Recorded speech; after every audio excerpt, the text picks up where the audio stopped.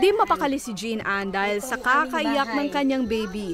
Sobrang init kasi ng panahon. Nag-brownout pa sa kanilang lugar sa Quezon City. Tumagal ng halos 6 na oras ang power interruption sa Bohol, Cebu, Samar at Leyte.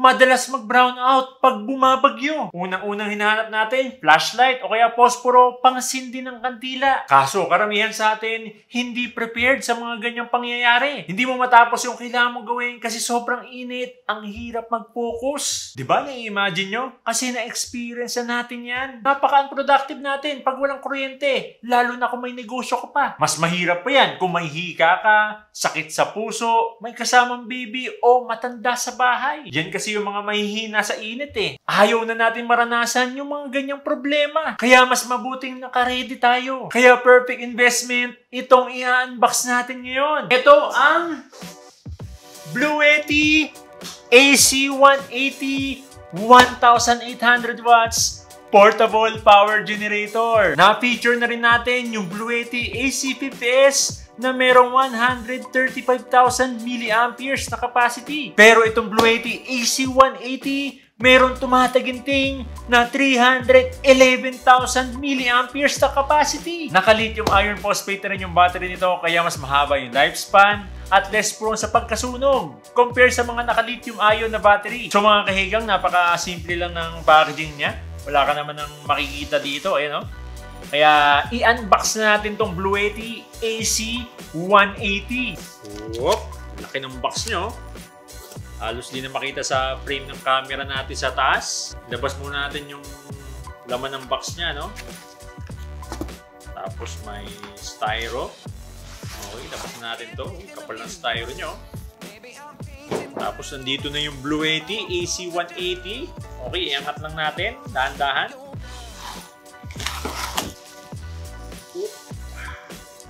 Yun. Okay, tabi muna natin yung box. So mga kahigang, ito na yung Bluetti AC180 pero itatabi muna natin dito. Check muna natin yung laman ng box. So nandito na yung manual, paperworks, tapos buksan natin itong box. Whoop! Yun. Dito yung AC adapter, car charger, yan. Tapos yung solar charger. Okay, so wala na. Tabi muna natin to. Okay mga kahigang, tanggalin na natin sa plastic itong Bluetti AC180. Okay, iangat lang natin. Whoop! Yun! Laki oh! 2 times yung size ito compare sa AC50S na nireview natin. Mas malaking screen, mas madaming ports at saksakan. Nandito yung panya at merong rubber grip na handle kaya hindi mahirap bitbitin. Plain lang yung likod. Mas okay sana kung may emergency light kagaya doon sa Bluetti AC50S. So yung build quality niya, hard plastic, you know? Napaka-solid. Well expected naman niya sa Bluetti kasi talagang quality yung mga product nila. Talagang mararamdaman mo na full pack yung component sa loob. You know? Napaka-solid. So ihiga muna natin to mga kahigang para makita natin yung mga functions dun sa camera sa taas. Okay mga kahigang, i-on na natin tong Bluetti AC180. Press on natin tong power button sa gitna. Ayan. Ayun. So nandito yung monitor niya. Hindi to touchscreen kaya magre-relay ka sa mga buttons dito. So nakalagay dito yung input, output, battery percentage, estimated remaining battery, tsaka yung frequency nandito sa bottom right. So by default yung AC frequency nito naka 60 Hz na. Pero kung gusto nyo palitan, hold nyo lang tong DC tsaka AC na button. Ayan. Tapos magpa-flash yung 60 Hz tsaka 50 Hz. Tapos kung gusto nyo pumili ng frequency, press nyo lang tong AC button. For example, gusto natin yung 50 Hz, press lang natin tong AC button. Ayan, nagbi-blink na. Ibig sabihin, 50 Hz yung choice natin. Tapos, press nyo lang yung DC tsaka AC para mag-switch na sa dun sa 50 Hz. Boom! Ayan, naka 50 Hz na tayo, no? Pero syempre, standard naman sa atin, 60 Hz. Balik na natin sa 60.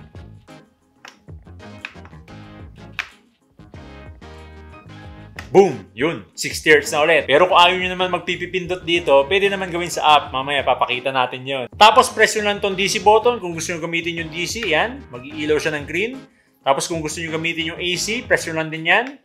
Yan, mag-iilaw din siya ng green. Tapos, nandito yung DC input, 12 volts to 60 volts. 10 amperes. Ito yung ginagamit pag mag-charge kayo sa solar panel o sa kotse. Tapos nandito naman yung DC output, 12 volts, 10 amperes, regulated. Yan, cigarette lighter port. Tapos nandito yung USB-C, 100 watts. Tapos, 4 na USB-A na 15 watts. Tapos, mayroon tayo ditong 4 na 1,800 watts, 220 volts AC output. Yung isa pa maganda dito sa AC output niya, naka-pure sine wave inverter na. Ibig sabihin nun, mas stable yung supply ng kuryente. Para ka talaga nakasaksak sa wall outlet ng bahay nyo. So, kung bitin pa kayo dito sa 4, pwede kayong gumamit ng extension para mas madami kayong maisaksak. Meron din tong power lifting mode or yung 2,700 watts na power surge. Actually, naka-on nga yun eh. Kung makikita nyo yung icon na yan, ibig sabihin naka-on yung powerlifting mode. So yung ginagawa ng powerlifting mode, ino-override niya yung 1,800 watts na limit nitong Blue Yeti AC180 para sa mga appliances na matataas yung wattage, katulad ng electric kettle, heaters, or hair dryers. Pero may konting secret sila dyan. Mamaya i-share ko sa inyo. Isa pang magandang feature nito is yung pass-through charging. Pwede mo din tong gawing UPS just in case na may bigla ang brownout. Favorite feature ko yun kasi pag may ginagawa kayo sa laptop or desktop computer nyo, hindi mai-interrupt yung work nyo. Kasi dati nung nagko-computer ako, biglang nag-brown out. Tapos nung bumalik yung kuryente, pagka-on ko ng computer ko, ang daming hindi na save at nakurap na files. Kaya napakagandang investment itong Blue Yeti AC180. Kasi mga gamit natin sa school or work, hindi ng kuryente. Desktop computer, laptop, smartphone, yan yung mga necessity natin eh. Lalo na kung may negosyo ka. Bawat oras importante. Tapos dito sa side, makikita nyo yung fan niya. Meron din dun sa kabila. Tapos andito yung AC input. Yan. Circuit protector at yung grounding pole. So, meron tayong 4 na ways para i-charge tong Blue Yeti AC180. Siyempre, una-una, yung AC input, yung pinakita ko kanina, yun nandito sa side. Isaksak nyo lang sa wall socket ng bahay natin. May fast charging or turbo charging feature tong Blue Yeti AC180. Kaya from 0 to 80%, 45 minutes lang yung charging time. Pangalawa naman is gamit yung solar panels. So yung max solar input nito is 500 watts. So yung estimated solar charging time nito is 2 to 3 hours pero depende pa rin yun sa sinag ng araw. Pangatlo naman is car charging. Pag 12 volts, aabutin ng 12 hours. Pero pag 24 volts, aabutin ng 6 to 7 hours bago ma-full charge tong Blue Yeti AC180. At yung last naman is paggamit ng generator. Aabutin lang ng 1 hour and 30 minutes bago ma-full charge. Tapos dito sa taas, kung makikita nyo, hindi sinayang ng Blue Yeti yung part na to kasi pwede ka mag-wireless charging dito. So nakalagay dito, wireless charging, output, 15 watts. So mga kaigang, gaya ng sinabi ko kanina, kung ayaw nyong magpipipindot dito, pwede nyong kontrolin itong AC180 dun sa Blue Yeti app. So itong Blue Yeti app, available to sa iOS at Android. So dito sa app niya, makikita nyo yung information nitong Blue Yeti AC180. So parang parehas lang din sa monitor niya, no? Tapos dito, pwede nyo nang i-off. Tapos may switch ng DC, AC. Okay, try natin. Okay, DC on. Yun, makikita nyo, naka-on na, no? Tapos AC, on din natin. Yun. Tapos tap nyo lang tong upper right kung gusto nyo ma-access yung setting. Tapos makikita nyo yung user manuals, homepage display. Tapos yan yung charging mode.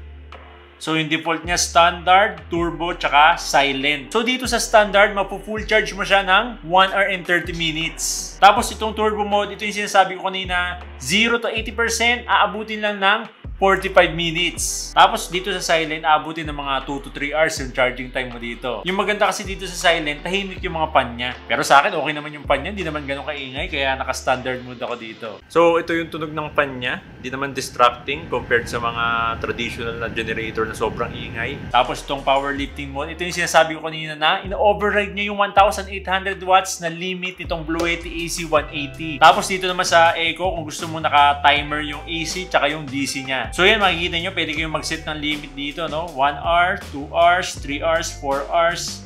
Tapos yung limit ng wattage, yan, set up nyo.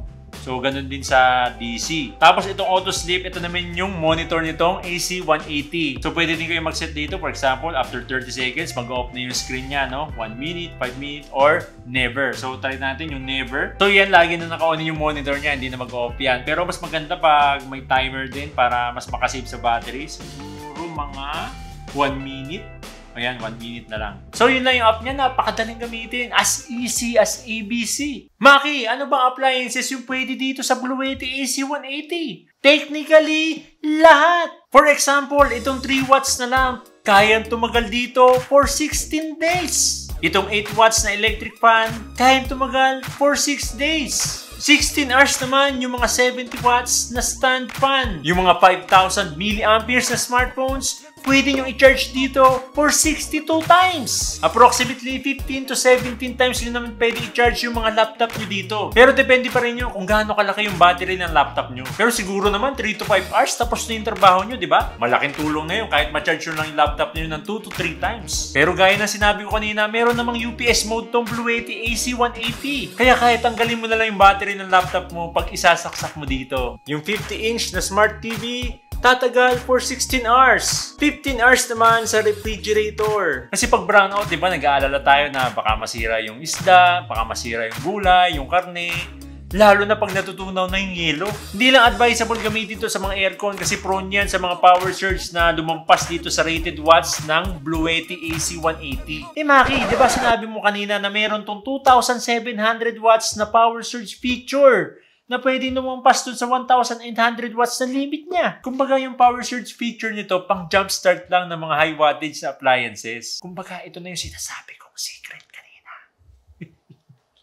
So pag nagsaksak ka dito ng lampas sa 1,800 watts, magrarunan siya ng mga 3 to 5 minutes. After nun, automatically mag-off na itong Blue Yeti AC180. Pero para sa akin, hindi naman big deal yun. Kasi pag nag-brownout, di ba? Unang-una yung kukunin ng mga appliances, hindi naman lalampas sa 1,800 watts eh. Isasaksak lang natin, siguro lamp or kahit anong light source, laptop, wifi router, electric fan, tapos nakasaksak yung mga smartphones nyo dito. Kahit pagsabay-sabayin nyo yan, hindi naman lalampas sa 1,800 watts yan eh. Kaya walang hassle, kahit mag-brownout pa ng 1 araw, 2 araw, may kuryente ka pa rin dito sa Blue Yeti AC180 kasi pwede mong extend yung battery capacity nito. Ilalagay ko na lang yung link na expandable battery nito sa pin comment at description sa baba. Kaya perfect investment itong Blue Yeti AC180 kasi hindi ka na mag-aalala pag bumabagyo o pag may kalamidad. Tuloy-tuloy ang productivity. Hindi na rin kayo magpapaypay pag mainit. Hindi na rin kayo magkukumahog maghanap ng posporo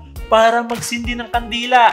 At mahimbing na ang tulog nyo sa gabi for only 49,980 pesos. Kaya hindi na uso ang brownout dito sa Blue Yeti AC180.